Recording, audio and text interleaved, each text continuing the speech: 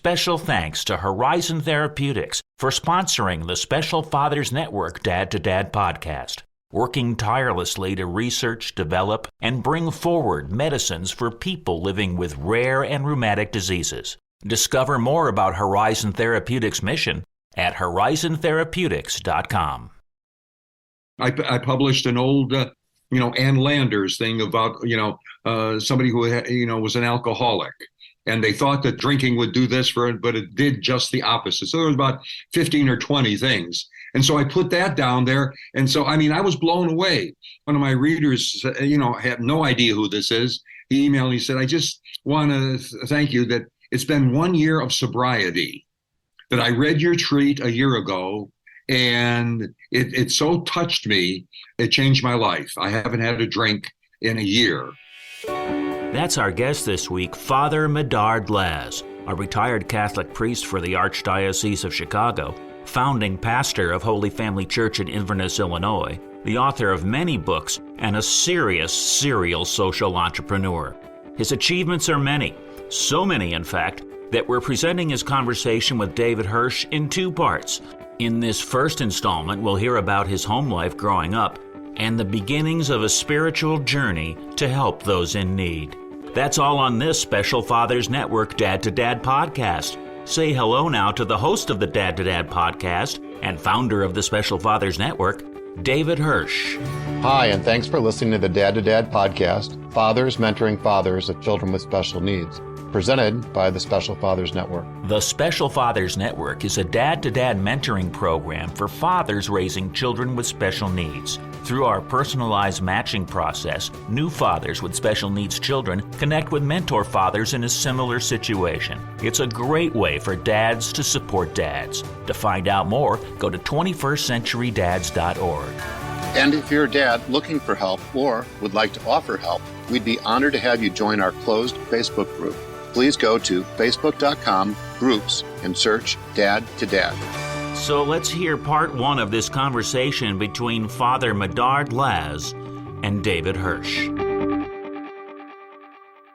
I'm thrilled to be talking today with my longtime friend, Father Medard Laz of Fort Lauderdale, Florida, a retired Catholic priest of the Archdiocese of Chicago, founding pastor at Holy Family Church in Inverness, Illinois, the author of 9 books, who is also a serial social entrepreneur who started a series of not-for-profit organizations, including Rainbows for All Children, Angels in Action, Hearts for Humanity, Treats for the Soul, and Joyful Again. Med, thank you for taking the time to do a podcast interview for the Special Fathers Network. Wonderful. Let's start with some background. Where did you grow up? Tell me something about your family. I grew up in Chicago on the near north side, was the youngest of 3. I had 2 older brothers. They're both deceased now. Hillary was 10 years older than I, and Tom was 9 years older than I.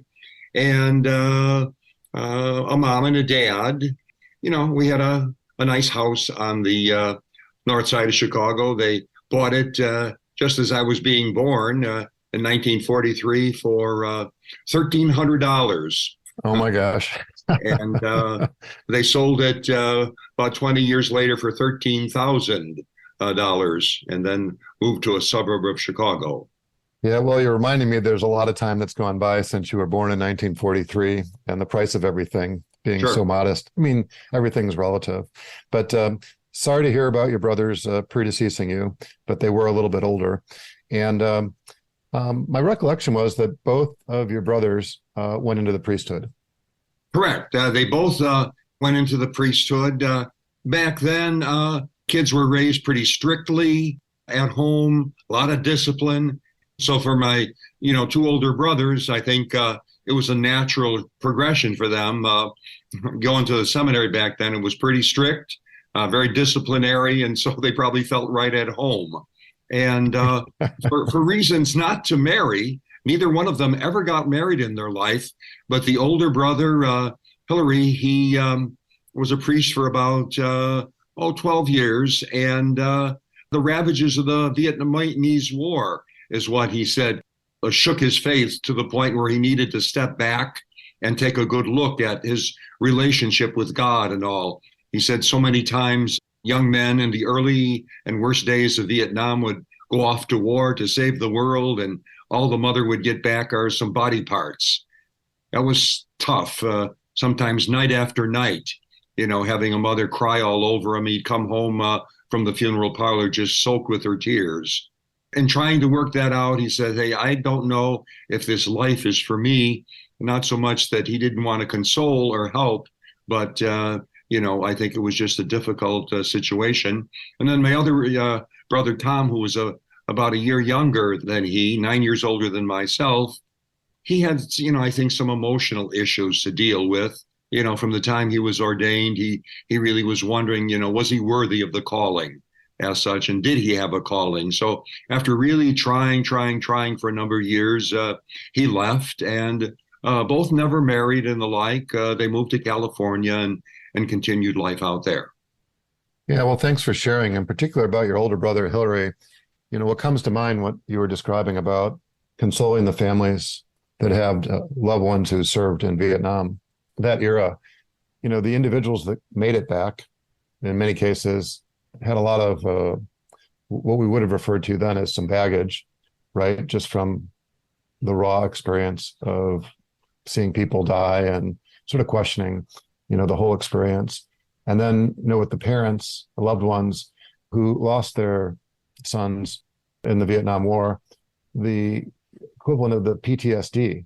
If you didn't actually experience the war firsthand, right, the family members were going through this high level of trauma.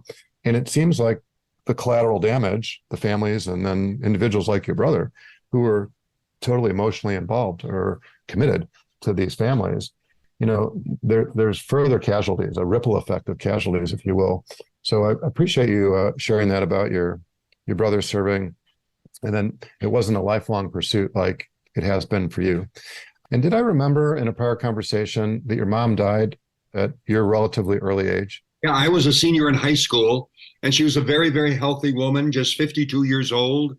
And one of her kidneys failed and went into the hospital, had that kidney removed, and then the other one started to shut down. And that was in the early days of dialysis back in 1961. And so a dialysis machine, they said, was the size of a boxcar. And so to move her from the west side of Chicago down to the south side, where they had such a huge dialysis machine, was just too rough. Her condition was bad. So, it was probably easily the greatest life-changing moment for me. I had this fabulously energetic, wonderful, loving mom. She really held the family together. And to have her, vibrant and alive, and 2 weeks later, Dad come home from the hospital and say, well, Mom died today. I mean, that just blew me away, in terms of losing my mom, and so there I was graduating, and probably of 250 or more high school kids graduating, I felt I had the mark of Cain on me. Everybody else has got a mom here, sitting with them and taking pictures, and I don't. So that was, extremely traumatic.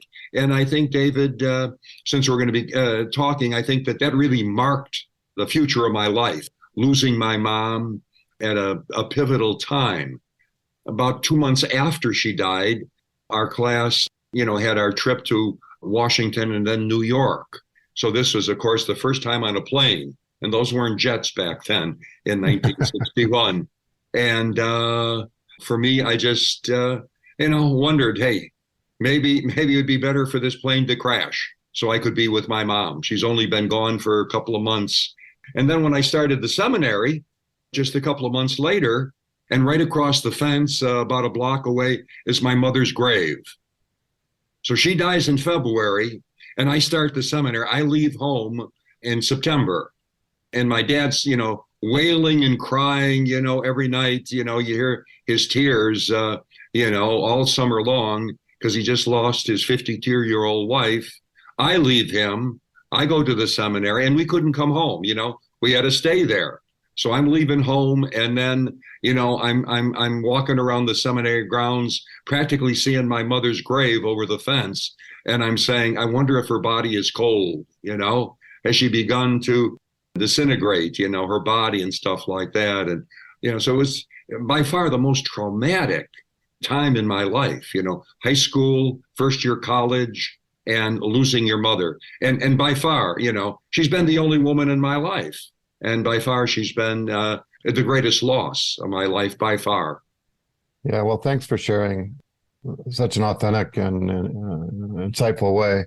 And if your relationship with your mom was similar to the relationship I shared with my mom, who lived to age 83, so I had her around at a much longer period of time than you, it's the closest I think I'll ever experience in this world to unconditional love. It's a palpable experience, and I'm sorry for your loss and at such an early age, but like you were saying, maybe there was some foreshadowing there for the life that you would live and the things that would be important to you decades down the road. So going back to your family for a moment, I'm sort of curious to know, what did your dad do for a living? Dad was a railroad engineer on the Chicago, Milwaukee, St. Paul, and Pacific for over 50 years. And I think that as with lots of people of that era, he came out of the Depression. There he was, married to my mom back in the mid 1930s, and the Depression hit. You had to live through it to understand what it was. So here's a man and a woman, my mom and dad in their mid to late 20s with two little boys, my two brothers, and absolutely no income, no savings, no work. Everything went down the drain.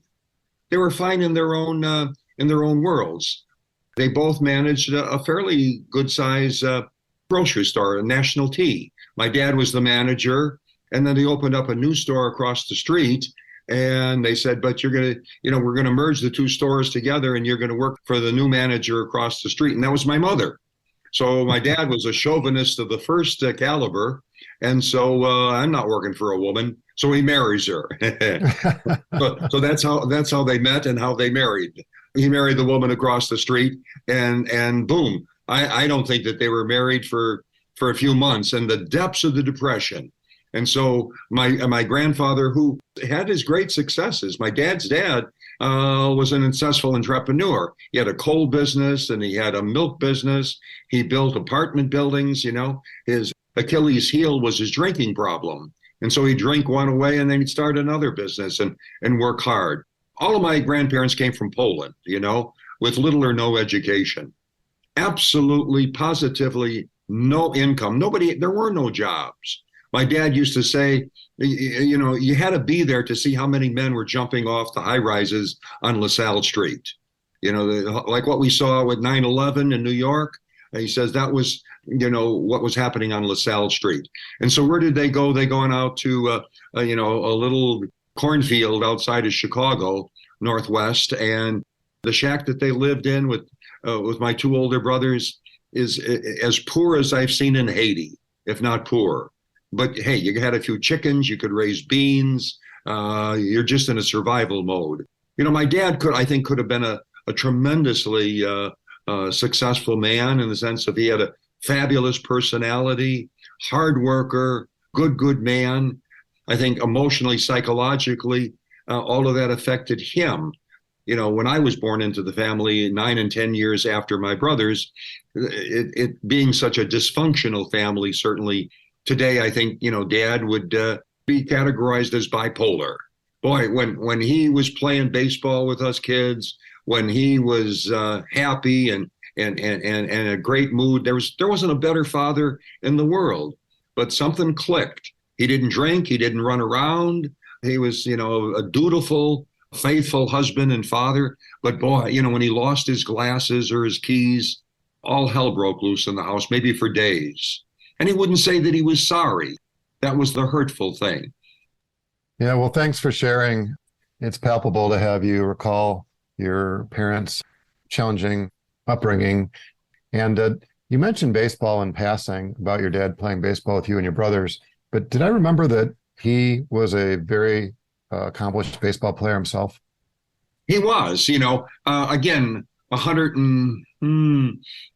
100 years ago, baseball and major sports were nothing like they are today. And so my dad, and I hope I'm just not glorifying because he was my father, but he had reflexes that were second to none. Since my grandfather, his dad, had a coal business. I mean, he had muscles. He lived to be 84. He still had muscles like you couldn't believe, and a physique at 84 because of his childhood, throwing around those 50, 80-pound sacks of coal. His father had a coal business. And so he had shoulders and arms that, were like Charlie Atlas or Schwarzenegger. And so the Yankees wanted him to try out to be a catcher. And again, I know it's my dad, but he probably, would have been a notable, famous catcher for the Yankees because he could throw the ball, he could hit it a mile, and he had reflexes and eyes that, were second to none. So the Yankees wanted to give him a tryout, but his father wouldn't let him do it. He said, I don't want you fooling around baseball. There's no money in it. And you go back to the 1920s, there wasn't any money in baseball. I don't think the players were I bet they weren't making $100 a game. I really do, Yeah, well, thanks for sharing. Very interesting. So you graduate from the seminary, and I'm wondering, where did you think your career was going to take you from that point? Well, I think, David, when we all look at our lives, it's so conditioned on what you had or didn't have growing up. So my dad would, being that railroad engineer, and I'm sure if it weren't for the Depression, I mean, he could have been extremely successful in anything that he tried because he was sharp, intelligent, very, very popular in so many ways. So on the railroad, he would come home and he would just largely complain about the guys that he was working with, the boring job that he was doing. And so what was ingrained in me growing up is, man, I don't want a boring life. The last thing that I want to feel at the end of the day is say, oh man, was I bored today? And so even though my brothers had left the priesthood, what I knew about it, the stories that they told, about their experiences and things like that, I still said, this is for me. This is for me. It's going to be exciting, And so I think the combination of factors, growing up in a family that was not like, other families that I heard about or knew about, in the sense of there was just fighting morning, noon, and night almost every day of the week. And even the holidays were tough too. Say my dad, his job and his life, was frustrating. Here was a man with talent. Here was a man, his father, was an entrepreneur and the like. So as I say, I think he was just frustrated that he wasn't using his talents and this, that, the other thing. Man, I mean, I think when he grabbed onto that job, on the railroad, switching cars in and around Chicago, he felt fantastic. He had a paycheck. He could work overtime. He could get his family out of the city, as it was changing and get them out to the suburbs. So, as I say, moving into priesthood, what excited me was a number of things. One of it, in 1967, 68, I was ordained in 1969 up in Arlington Heights, Illinois. And so I immediately, people opened up their hearts and their lives to me. So, man, almost every night of the week, I would be in a different family's house that would have 5, 8, 10, 12 kids, and just, they'd make me like an older brother, And so, I really started to understand and know what a loving family was about that I didn't have. Whatever I had then to experience in a parish, I mean, I just loved it, loved going to the hospitals, I just love going into the classrooms with the kids. And, I wouldn't often enough prepare anything. I just say, well, what have you been talking about lately? And I just take off from there and give them some of my experiences, this, that, the other thing. So I became a good listener, there was hardly a night of the week on a weekend that I wasn't in, some of the parishioners' homes. just learning and observing. Then, almost immediately after I was ordained, I got involved in marriage encounter. And that was just again, a fantastic experience where, we got into sharing feelings and, all of those things that my family was not. Now I was starting to pick up on and learn in terms of, a couple dialogue and sharing feelings. And so I just plunged into marriage encounter. So I would do my, parish work for, let's say, 45, 50, 60 hours a week. And people generally don't have an idea what a priest or a minister does, where when you're on call all the time, you can begin to imagine, and when you're at a few services or a Sunday mass, and by the time that last person leaves after the last service, you got enough, quotes, work to do for the next month. My aunt is in the hospital and nobody's seen her. Would you go over? My son's home from the army and he's really having difficulty. You got any time this week to see him? And on and on and on and on and on. My dance card was full. We'll be back with more of the conversation on the Special Fathers Network Dad to Dad podcast in just a few moments. But first, this quick message. Please help 21st century dads gather research on families raising children with special needs by having them complete the Special Fathers Network Early Intervention Parents Survey. A link to the survey can be found in the show notes. As a token of our appreciation, each person, mom or dad, who completes the survey will receive a Great Dad coin. Thank you. Now, back to the conversation. If I can paraphrase at least part of what you said, you grew up in a dysfunctional family, not entirely, but there's a lot of dysfunction in every family. So I appreciate your openness and authenticity about it. And it wasn't until you were a young adult yourself in your 20s, getting ordained and then, learning, by experience what these other families were all about, right? And then coming to the realization, not as the young person in the household, but, as a young adult now, counseling others and, learning firsthand about what these families were doing, right? And the relationship that the moms and the dads had and the loving, nurturing environment that they created for their kids. And it sounds like that, at least from what you described, was a little bit of an aha experience. So obviously that's informed you and the work that you've pursued beyond the priesthood. And I think this would be a good way to segue into the not-for-profit organizations that you've helped not only create, but lead. And I'd like to spend at least a few minutes with each of them. And in no particular order, why don't we start with Rainbows for All Children? Yes. So what's the backstory? How did that come into existence? So I was ordained about maybe 6 or 7 years. And one day, would you believe 5 policemen, I was in a parish on the north side of Chicago, 5 policemen independently of each other rang the doorbell and said they needed to talk. Their marriages were on thin ice. The wife wanted to leave. They wanted a divorce. And so, I got, oh boy, you wouldn't expect a policeman to be seeking help like that, that, hey, I'm going to rough through this and why see a priest? But they did. So that planted a seed to get involved with the separated and divorced. So back in like 1975, 76, there were little or no groups in the church reaching out to the divorce. And you go to a counselor, you get a divorce, that sort of thing. It was one of those hidden things.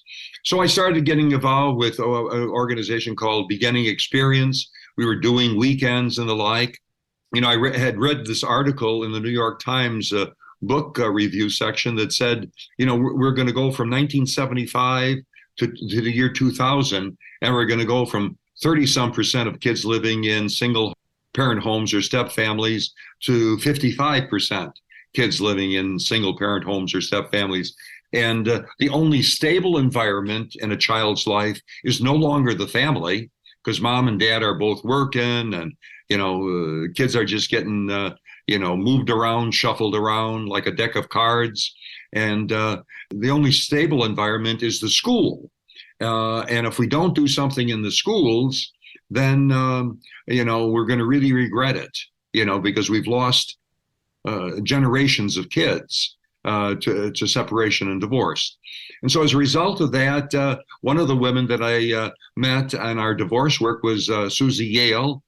She married a little bit later, and so Susie Yale Marta. And so we started doing, a Saturday for kids where they'd come and they'd break into small groups with a facilitator.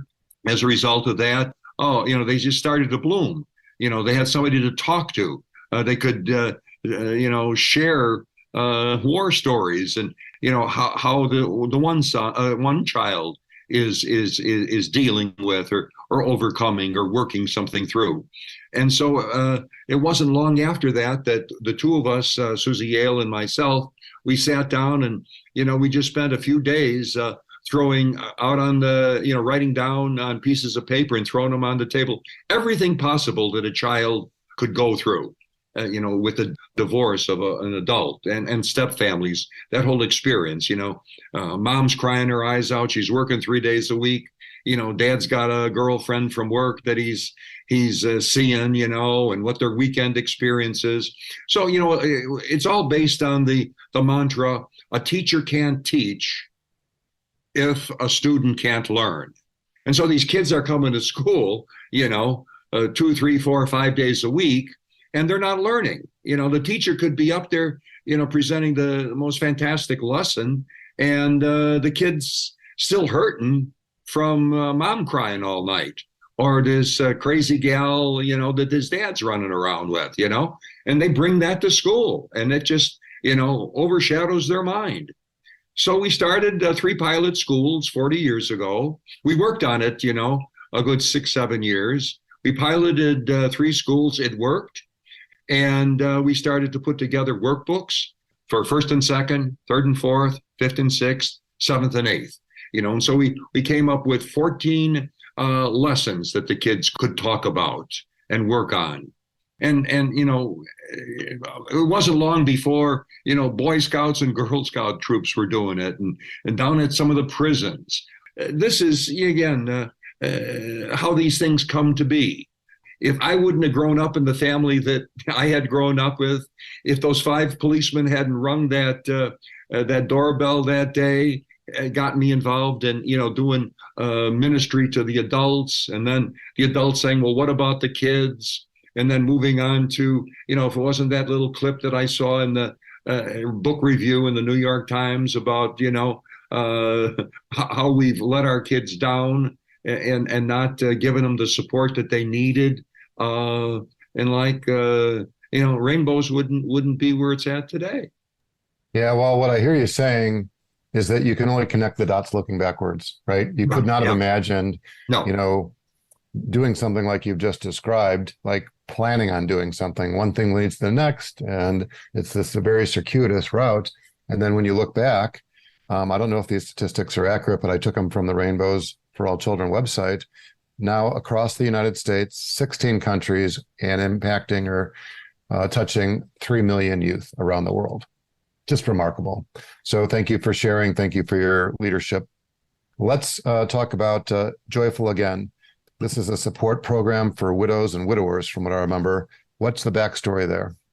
In the Catholic Church and, other groups, it's so, all-encompassing, a parish and priests and deacons and bereavement ministry. They'll go to the hospital, they'll go to the home where a person is sick or dying, or possibly, it's a sudden death, an accident, a heart attack. So all that energy, all those resources are directed at, be it the dying person, the family, the spouse, the kids, and that sort of a thing. But, very, very rare that there's ongoing support for spouses, for families, because they're on to the next one. And so in the Catholic circle, traditionally for many decades, they had name groups, named after the woman of name.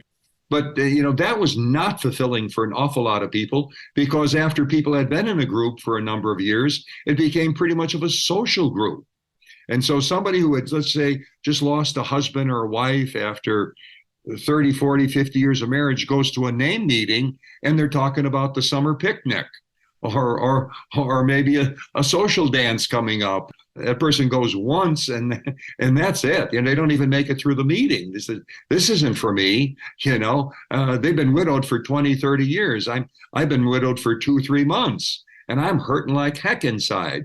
And so this kind of picked up in terms of Joyful Again. I took 28 people's stories of what their marriages were like, losing a spouse, the death situation, and I combined it into 4 characters, fictional, but yet true to life. It was a compilation of 28 stories, 2 men, 2 women, 2 who had really good marriages, 2 who had lousy marriages, 2 who lost their spouses quickly, 2 who had a difficulty with lengthy deaths, and all the things in between. So I combined that into 4 characters, and so they tell their story. And we spent almost 2 years filming. So we did it all with stills and extremely effectively. So we were able to use some very, very effective photography. So it was all photographs. And so then we started doing weekends in and around Chicago. And we probably had 25 or 30,000 people in the last 40 years with Joyful Again. 10 years ago, we put it on video. And so they tell their story. And then after the story, you go and write to a few questions in terms of what that talk was based upon. So, stages of grief in terms of where are you at, how are you stuck, at a particular talk, So there's 7 talks. And the first day, there would be 4 talks shown. And on the second day, there would be 3 talks. After a talk, you go and do some journaling. And then you get together with a group of, say, 5 people with a trained facilitator who guide you through. And again, the beauty of all of that, everybody's at a different place. Somebody who's been widowed for a year can help somebody in a group who's been a widower for 20 years. What this person has been able to, work through in 12 months, they haven't been able to do it in 20 years. And so it's not just sharing their stories about what they're going through, their grief. When you're talking about a grief process, everybody's at different stages. So you put, 5, 6 people together and share on a feeling level, and then all of a sudden, wow, everybody gets unstuck. Kids, neighbors, can't understand what you're going through, and they just try, oh, I'm sorry, and that. They don't know what to say. They don't know. Whereas, boy, when you get a group of 4 or 5, 6 widowed together, dealing with a particular issue or topic, sharing feelings, nobody's shy. They know what to say. And so then, after that sharing, then back to another topic. Again, all the things that you go through in 3, 4, 5 or more years, let's talk about them. And, let's deal with it so that, life will go on. Not so much that, hey, I'm going to find a new, relationship and get married again. It's like, no. In the sense of, that understanding, that I'm talking and the people in the group understand who I am and what I'm going through and vice versa. And we can help each other. Yeah, well, I love what you were saying. And if I can again paraphrase, you've created a safe environment for people who are grieving to come together, not only go through a curriculum like you've described, but to learn from one another, this peer-to-peer learning that I think you were describing. And did I hear you correctly when you said there's 7 talks, 4 Yes. on the first day, 3 on the second? Is it like Right. a weekend retreat? Is that sort of the concept? Yeah, it has started, and up to this point, with 40 years, here's the list of the topics. The first day is masks and feelings, stages of grief, God loves me, and forgiveness. And then the second day is a thank you that you share with your departed spouse. A real thank you for all the life that you live together. And then there's, new horizons and changes in life as such. And, after 40 years, we're working on putting this online so that the person doesn't even have to leave their home. They can make this 2-day right, in their own living room or bedroom. They watch the talk, then they take 20 minutes, half hour to do some journaling. Then we break them up, on Zoom into small sharing groups. And so we'll be launching that hopefully within the next year. I love it. Thank you for sharing. So let's switch gears and talk about treats for the soul. And I understand that this is more of a blogging type of experience where you're sharing thoughts, daily treats, and weekly messages. So what's the backstory for creating this, and who's the consumer? Who's the user? Okay, so the treats for the soul, I just, just many ways that got me going. First of all, I thought of doing this for the last 20 years in the sense of, without patting myself too much on the back. You get, some of your homilies and things like that. People will come up to you and say, oh, that was great. Oh, you really touched me with that one, And so, how do you get that message around? Well, again, when smartphones and computers, and I said, well, geez, put the written talk online or do a podcast with your homily. Go on YouTube and record it. The thing that I think so many people are saying today, in terms of when it comes to faith or religion, I want to grow spiritually. All right. I want to grow spiritually. Did that homily, did that story, did that parable, did that help me to grow spiritually? And then, along with that, hey, am I being drawn closer to Christ for those who are Christian? Do I see Christ as pretty much a historical figure, or is he, a companion in my life? Somebody that I can talk to, somebody that I can cry with, somebody that I can laugh with, and kind of a thing. So, and I didn't just limited my work with Treats for the Soul onto a, 1 day a week. I said, well, let me fill in the other 6 days, because I don't do it so much anymore, David, but let's say 15 years ago, 10 years ago, I hear about a particular website or things like that, and I'd go on and, the last time there was any posting was, let's say, a year ago. The last time somebody posted was 6 months ago. And I'm saying to myself, well, geez, every day saying how great this website is. Well, I don't need to go back to it. They haven't posted in 6 months. Somebody had a bright idea. They're going to do this podcast. They're going to do this website. They're going to, start a blog. So over 5 years ago, I started Treats for the Soul, and doggone it.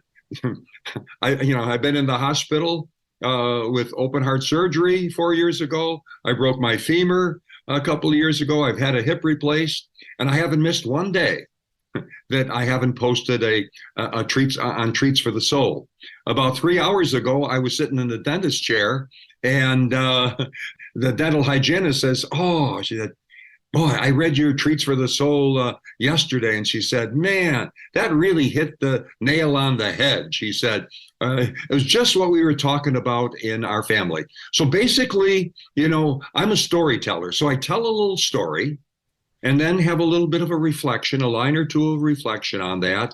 And then I have a, kind of like a faith or a God quote at the end of it. And I paste them on Facebook every day, both the written text, and then I record it verbally. So there's a podcast. Some people listen to a podcast, and then the little God quote at the end. And, I always hoped that I would have more and more and more people watching it or that. But man, I've got some really faithful followers. One guy, I published an old, Ann Landers thing about, somebody who, was an alcoholic. And they thought that drinking would do this for it, but it did just the opposite. So there was about 15 or 20 things. And so I put that down there. And so, I was blown away.